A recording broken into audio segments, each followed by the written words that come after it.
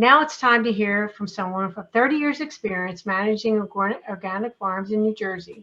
Please join me in welcoming Sherry Dudas of the Chesterfield Organic Orchards to TCS. Hi, Sherry, and tell us a little bit about your farm and what the business has been like in the recent months. Well, thanks for having me.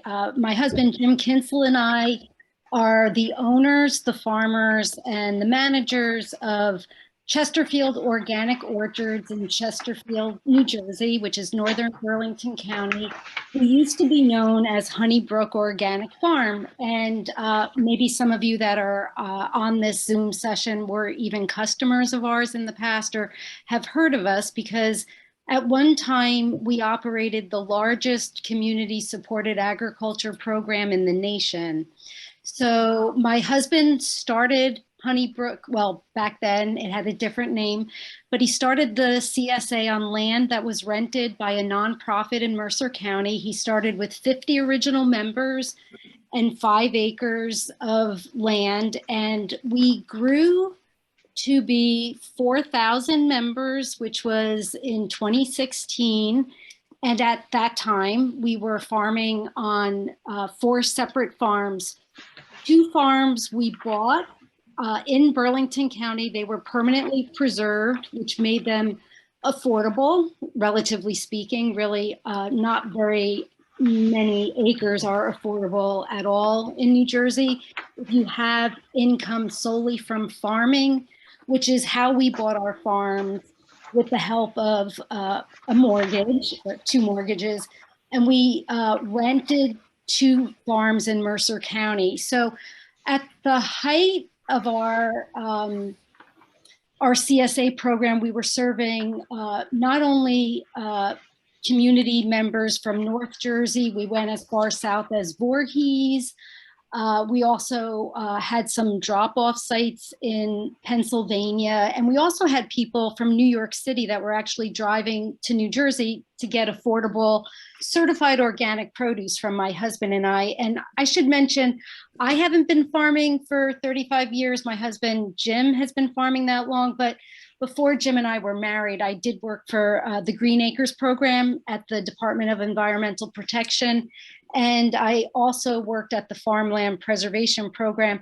And I love that you're doing this forum because I feel like I'm speaking to my tribe. I have one foot in agriculture, and not only sustainable agriculture, but I have an appreciation for my neighbors and my friends who are doing sustainable farming, but they're selling under the Jersey Fresh label. They're not certified organic as we are.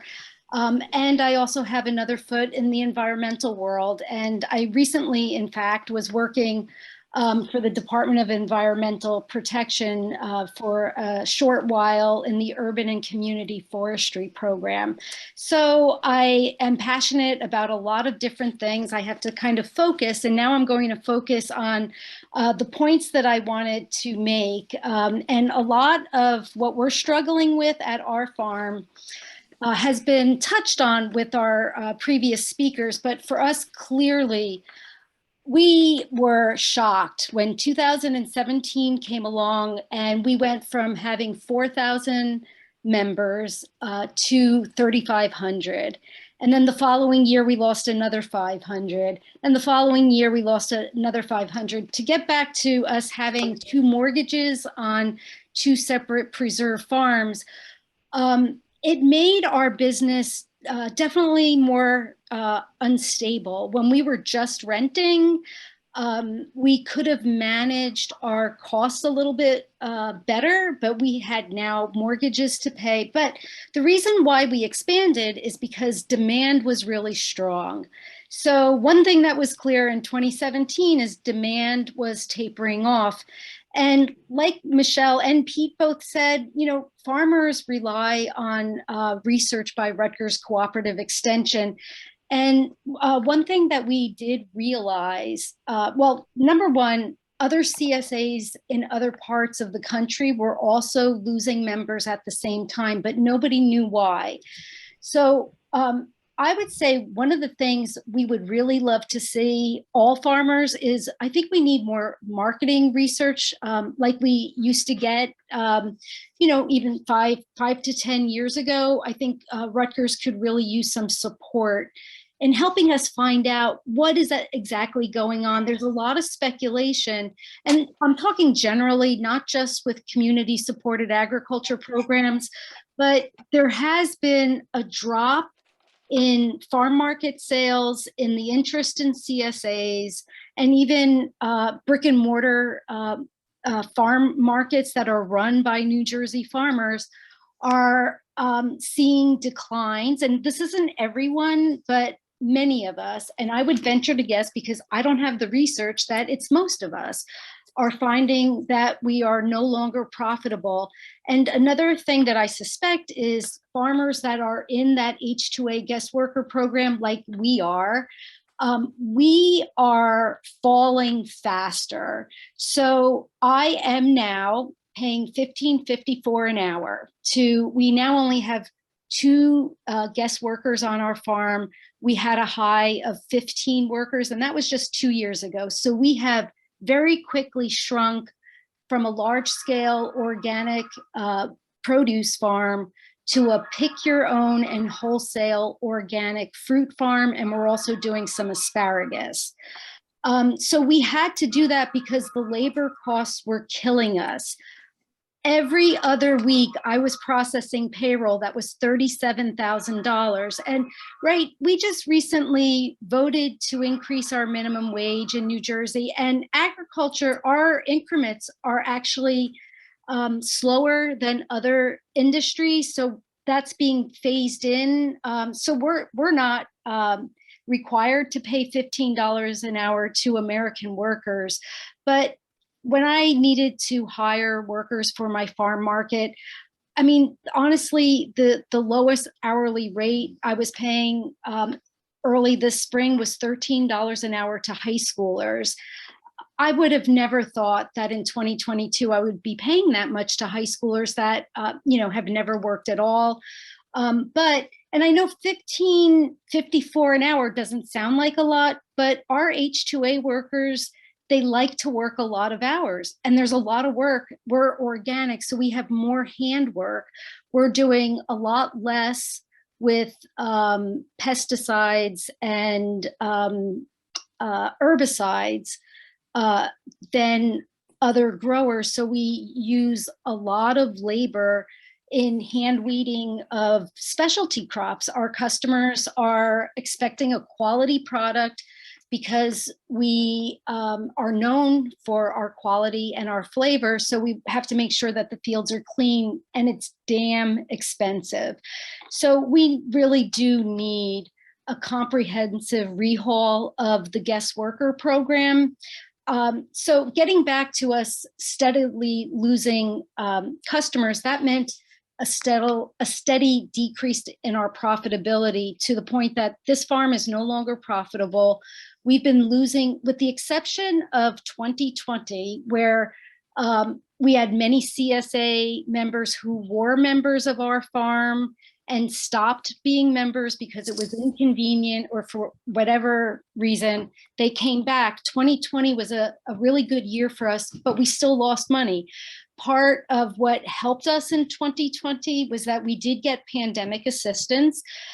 We qualified for the PPP loans because we were hiring like you wouldn't believe. We were doing home delivery. We had a lot more box shares that we needed packing for. So we were hiring domestic workers, and thankfully we did have our 15 H-2A workers.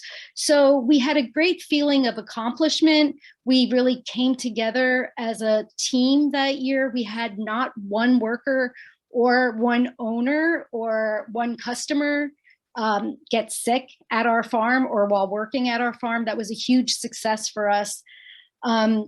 So we right now have pivoted to be a pick your own organic fruit and asparagus farm.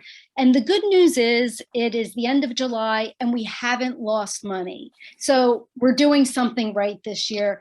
We have 3 employees now. It means my husband and I are doing a lot more work than we used to. So we're getting older and we're actually farming harder. And this is something that I'm hearing over and over again from my friends and peers in farming. So I feel that we need to have all options on the table. Many of us own preserve farms. So as was already mentioned, our options are really constrained when it comes to who we can sell our farms to.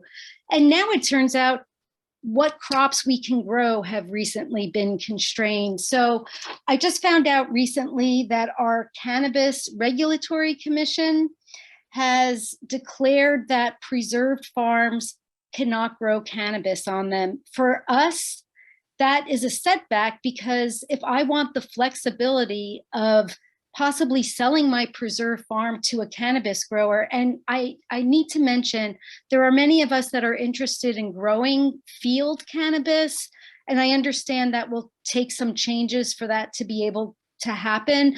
But this is a crop that's in high demand in New Jersey, in much higher demand, frankly, than my organic blackberries. So I really implore all policymakers to kind of rethink that. We have farmers that are in need of transition. I'm transitioning to being a pick your own farm, but I would like to have other options.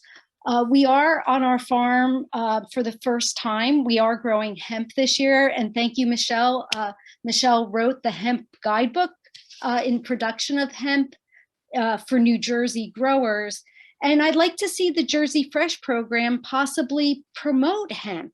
Hemp is a wonderful plant. It is the same plant that cannabis comes from. We're growing the type of hemp that is going to be pressed for CBD oil. I think that's a perfectly reasonable use for the Jersey Fresh program to market some of our somewhat unconventional crops.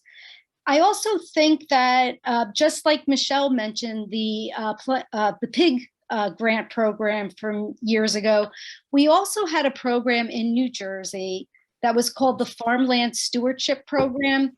It was only around for, I think, a year, and it was a very easy grant program that was designed for owners of preserve farms to apply for relatively small grant amounts in order to do things that now we would call pivoting. So I remember I actually helped write those regulations with Greg Romano, and I helped process the applications that came in.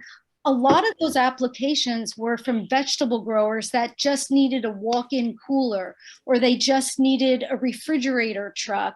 These are not hugely expensive investments, but they were at the point in their business where they needed help getting financing. And honestly, excuse me, Sherry. Yeah. Hey, I am loving listening to what you have to say, and I know everyone else is too. It's been so informative, and your passion is really, coming through. We would like to switch to our Q&A now, if possible, just to get that rolling along. So if you could just quickly wrap up, and then I'm sure people have some questions for you as well. Okay, so the one other program that I did want to talk about, because a lot of people don't know about this program, is the Agricultural Mediation Program. So for farmers that are having problems either with their neighbors, their municipal officials, generally zoning officers, but also their creditors, there is a free program that's offered by the State Agriculture Development Committee. We actually used the program to successfully mediate a dispute that we had with Chesterfield Township. And again, that's run by the same people who offer the Farmland Preservation Program. It's called the Agricultural Mediation Program. And thank you for your time. I apologize for going over. I thought I set my timer, but apparently I didn't. So thanks again. No, that's no problem at all. We are so happy to have you with us tonight, and you've spoken about so many important things, as all of our panelists have. So we're going to bring everyone back into the conversation for some audience questions. Please, if you could raise your hands, and Val and I will call on you and ask you to unmute yourself. And we ask that you ask one question so we can get in as many people as possible. So I see, hold on. I see Lorraine Prince has her hand up. Yep, I do. Hi. I don't know who I should ask this of. It could be a general question, but it's maybe a bigger picture question. There was a chart that was sent out with the email that invited us to this meeting. It showed various things that were making challenges to farmers.